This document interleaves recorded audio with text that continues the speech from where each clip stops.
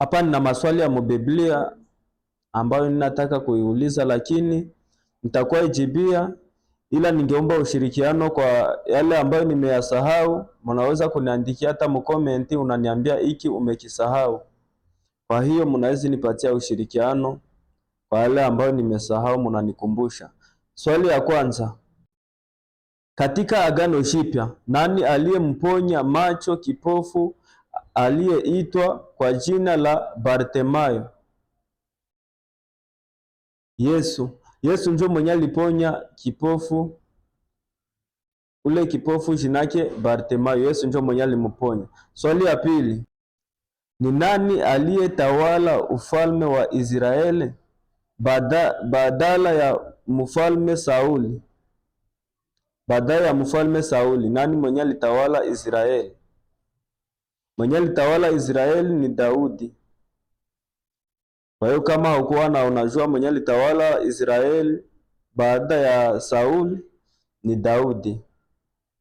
Swali ya tatu, nani aliyeandika Injili ya Luka?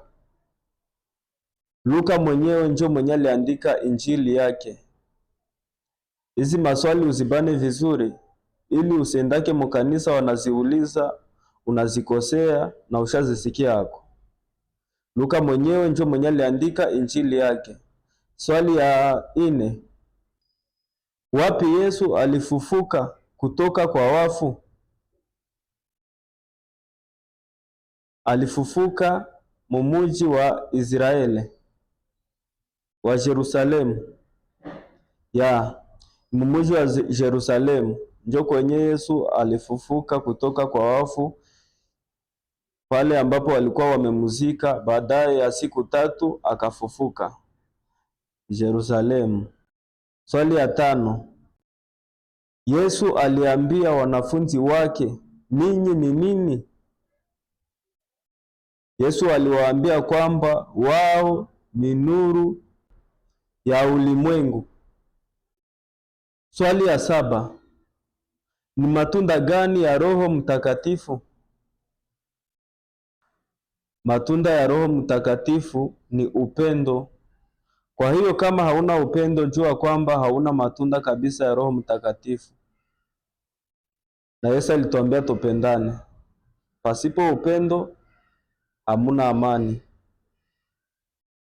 Swali ya 8, nani aliyejua siri ya nguvu za Samsoni? Delila. Delila ndio mwenye alikuwa mke wake na ndio mwenye alijua siri za nguvu zake, alafu na akamnyoa nywele, basi na nguvu zake ziliishia hapo. Swali ya 9, wana wa Isaka walikuwa nani? Kati ya hawa nataka kuwataja: